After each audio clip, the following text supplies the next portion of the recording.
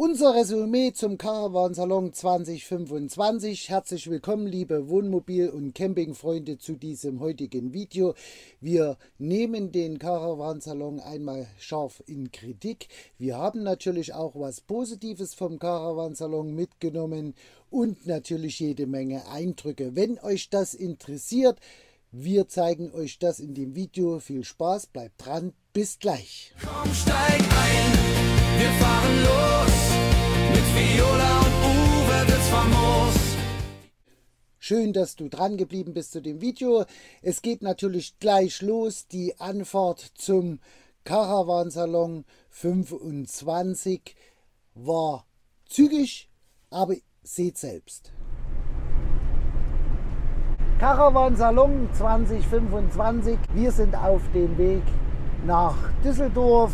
Wir haben genau noch 300 Kilometer vor uns. Hinter mir ist Thomas, Tools to Camp. Ich weiß nicht, ob wir das sehen. Hier ist Thomas, hinter mir Tools to Camp. Bis jetzt die Anfahrt. Stauprobleme haben wir keine, Baustellenprobleme auch keine. Also es ist flüssig.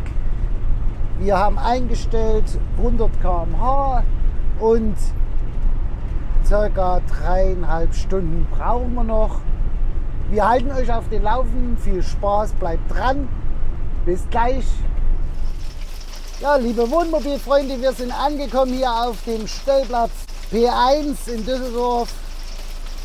Ihr seht es, ich zeige euch das mal. Das ist aktuell der Stand. Und hier geht es richtig runter. Ja, ihr habt es gesehen. Ein Unwetter zog auf, wo wir angereist sind am Donnerstag. Nichtsdestotrotz, aber der Caravansalon 2025 war für uns ein besonderes Jubiläum.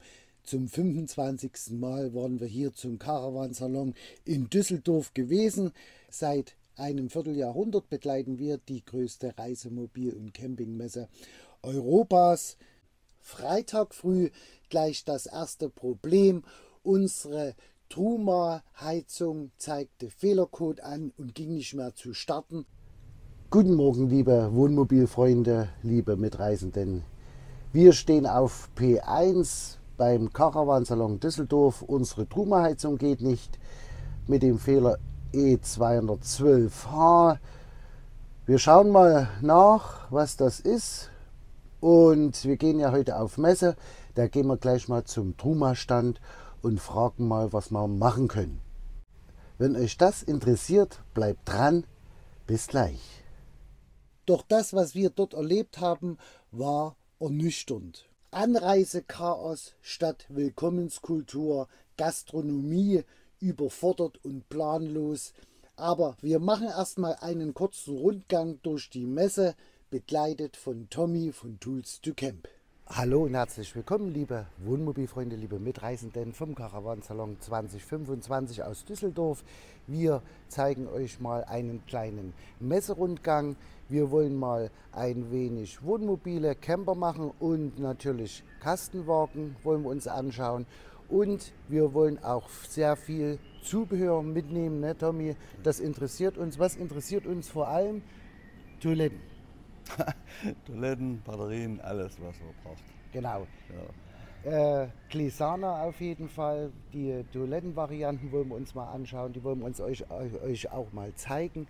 Und natürlich viel Elektrik und natürlich auch Gas. Wir werden zu Julian gehen am Stand zur Gasfachfrau und euch das mal zeigen, was hier Domi natürlich auch verbaut als Fachpartner. Nee, was bist du? Partner? Facheinbaupartner. Facheinbaupartner der Gasfachfrau.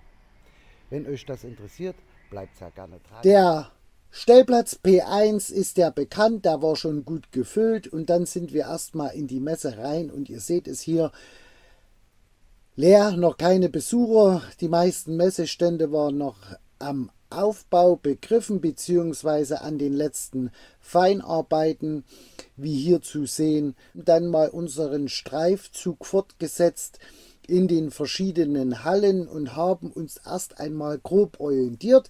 Da die Messehalle 9 komplett gesperrt war durch Bauarbeiten, war hier eine komplett neue Aufteilung von Nöten. Wir haben uns jetzt hier verschiedene Sachen einmal angeschaut.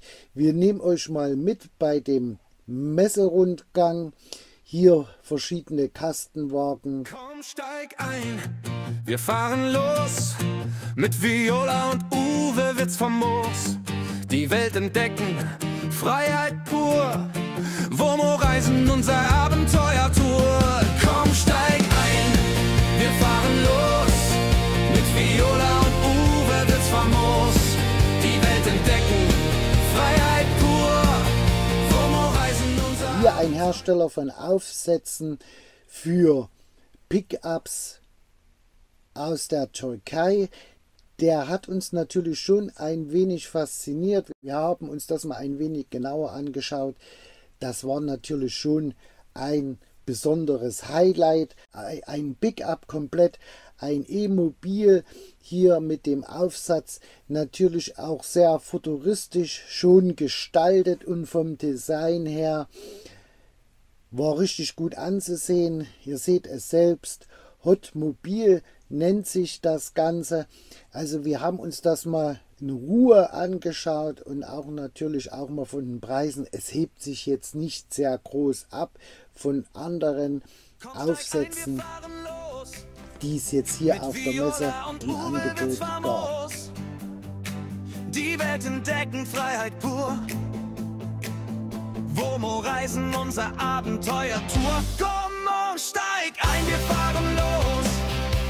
Mit Viola und Uwe wird's famos.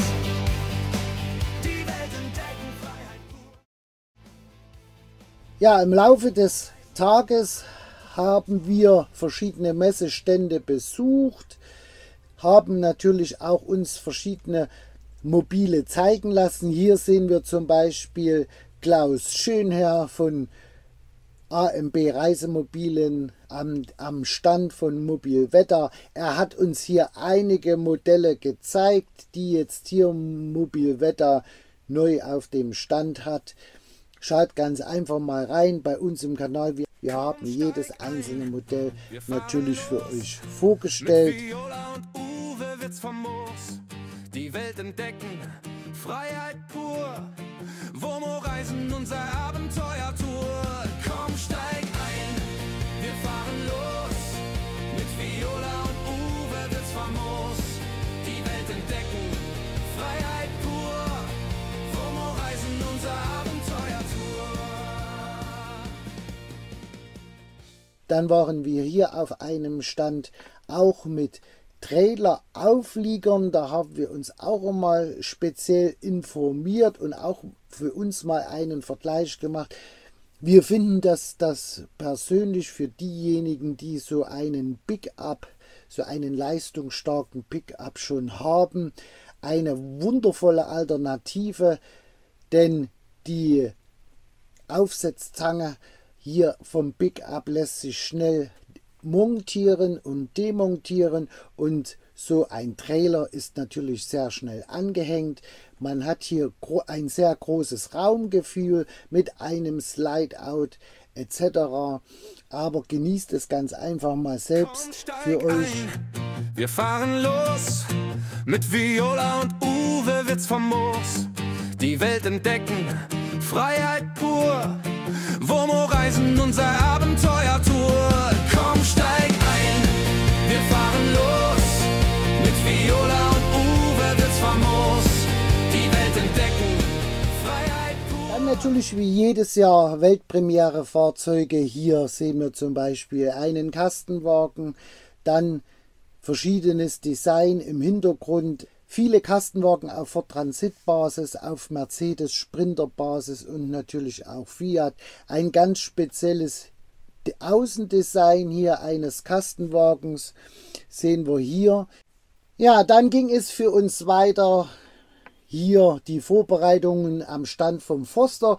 Wir haben uns von Leon Engel von AMB Reisemobile auch einige Fahrzeuge mal an seinem Stand zeigen lassen. Findet ihr auch bei uns im Kanal. Dann ging es für uns weiter in die Halle 12 zu Glesana mit Daniel Beller, mit der Glissana X1 und natürlich in Kombination mit der Glissana C1. Dann waren wir am Stand gewesen von Julians GNS Reisemobiltechnik, denn die Gasfachfrau war mit hier am Stand und die Einbaupartner Tools to Camp, Tommy und Julians GNS Reisemobiltechnik sind ja Einbaupartner der Gasfachfrau für die wiederbefüllbaren Flaschen, Gastankflaschen, und wir haben uns von Julian in der Zwischenzeit mal den Exzenter erklären lassen, so wie er das hier aufgebaut hat auf der Messe.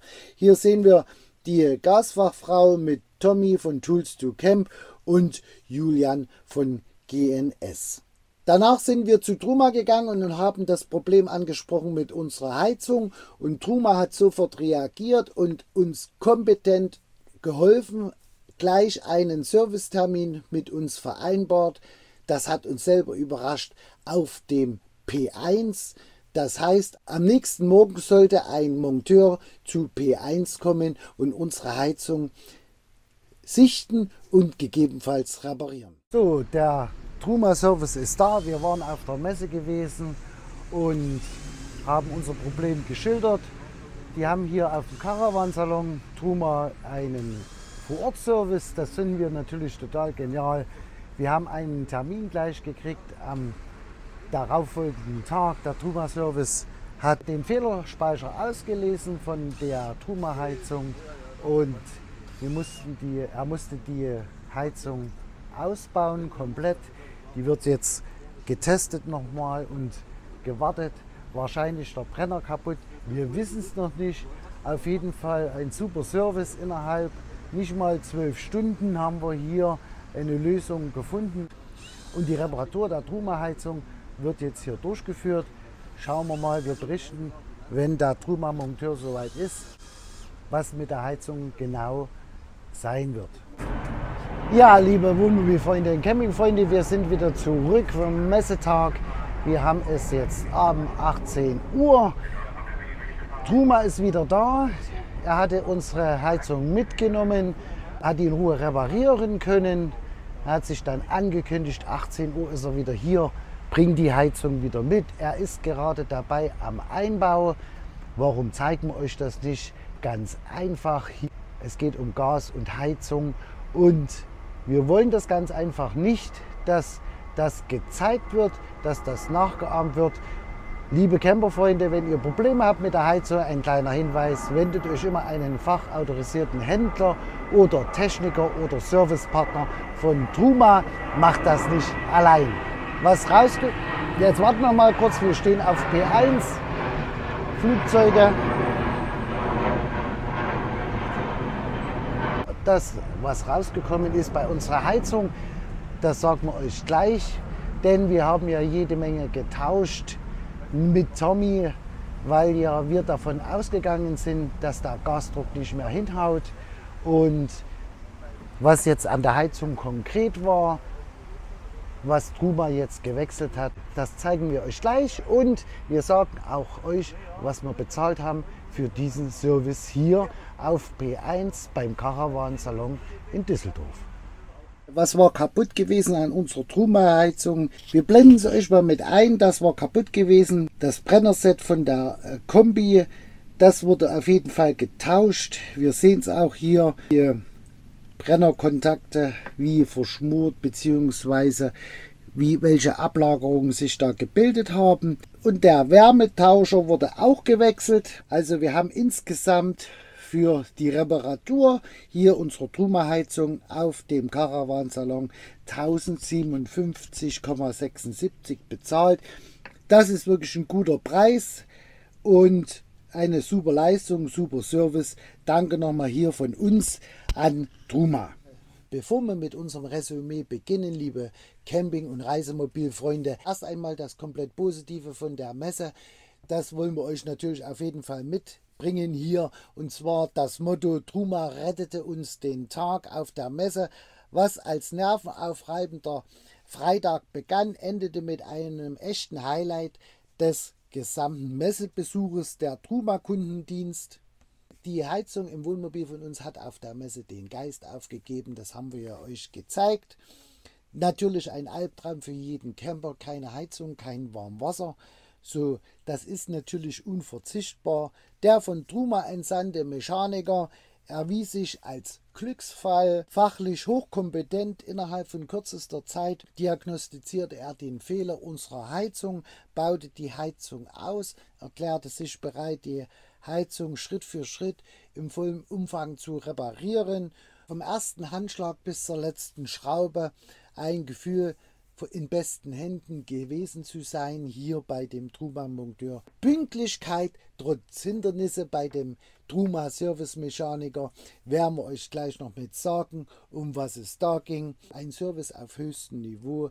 Am Ende funktionierte unsere Heizung wieder vollkommen wie neu und wir waren natürlich begeistert. Dieser Service hat natürlich Maßstäbe gesetzt von Truma. Truma hat natürlich nicht nur unsere Heizung repariert, sondern Truma hat uns auch das Gefühl und unseren Glauben an einen guten Kundendienst und guten Servicequalität hier gerettet. Jetzt gehen wir mal rüber zum negativen Fazit, zur Messe. Ich weiß nicht, wie euch es gegangen ist. Schreibt es ganz einfach mal in die Kommentare, wie es bei euch gewesen ist. Es wird von Jahr zu Jahr immer schlimmer. Sei es mit P1, sei es mit der Reservierung, Bezahlung, Reservierung von Parktickets etc., mit der Einweisung vom Personal. Ich habe mir das mal ein bisschen aufgeschrieben. Für uns war es ja natürlich ein Jubiläum, das wisst ihr ja schon, das ist die 25. Messe gewesen. Anreise, Chaos statt Willkommenskultur. Schon die Ankunft am Donnerstagabend entwickelte sich als Nerventest. Die Einweiser in den gelben Westen wirkten desinteressiert, standen in Gruppen zusammen, starrten auf ihren Handy und ohne sich jetzt hier um die anreisenden Reisemobile zu kümmern, die natürlich hier in Schlangen in 3 oder 2 Spuren hier anreisen. Alle ankommenden Gäste waren orientierungslos. Die Kollegen in orangefarbenen Westen hingegen fielen vor allem mit lautstarken Rufen und unfreundlichen Fehlanzeigen auf. Der Stellplatz, viele wurden natürlich auf die Betonplatte gelotst, viele Hundebesitzer wollten natürlich auf die grüne Wiese, da gab es keine Diskussion, die mussten auf den Betonplatz, die anderen mussten dann auf die Wiese wegen Regen. Selbst unser Truma Service-Mitarbeiter hatte ja eine Sondergenehmigung und diese Sondergenehmigung nichtsdestotrotz, er kam 30 Minuten später, denn er durfte nicht reinfahren oder nicht direkt zu uns fahren, trotz der Sondergenehmigung. Weiter geht's natürlich zur Gastronomie.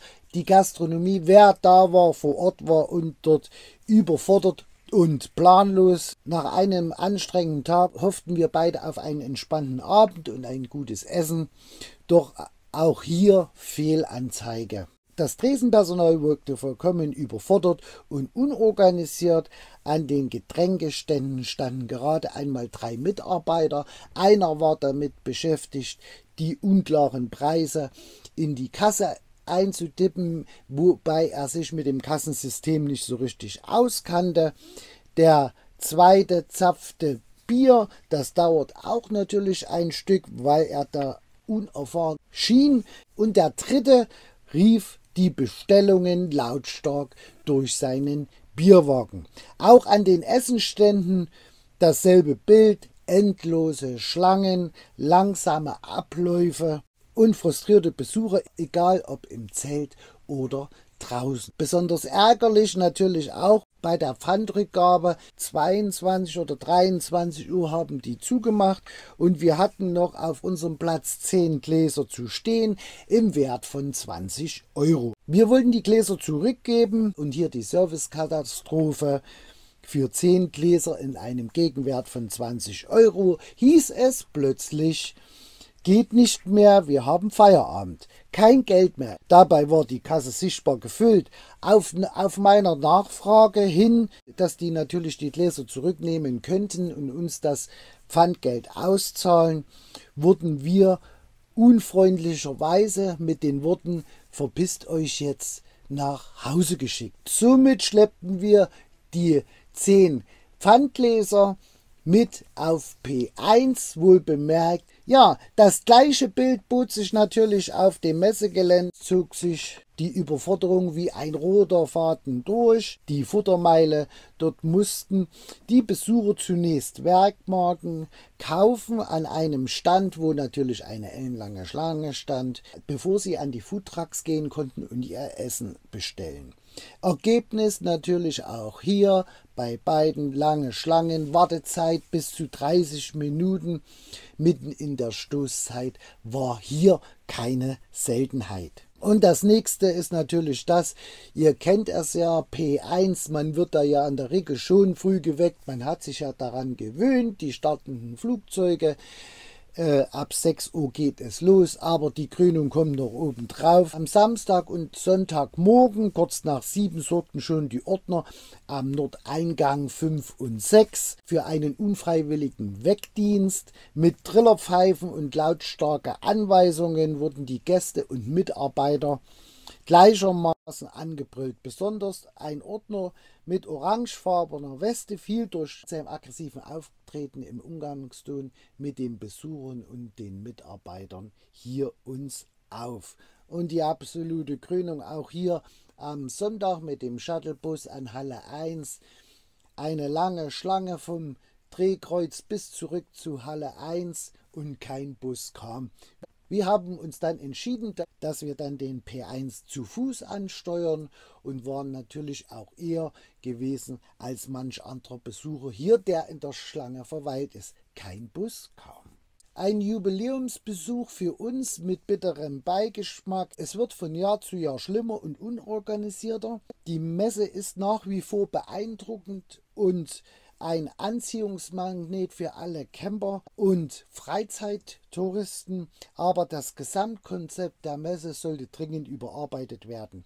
Auf jeden Fall fordern wir hier mehr Serviceorientierung, bessere Abläufe und vor allem Respekt gegenüber den Besuchern der Messe und vor allem der Mitarbeiter untereinander. Denn eins ist sicher, wer die Leidenschaft vom Reisen und vom Campen spüren will, der sollte natürlich den Spirit hier auf der Messe auch weitertragen. Der Caravan-Salon bleibt und ist natürlich ein Mekka für alle Camping-, Reisemobil-, Wohnmobil-Fans gleichermaßen.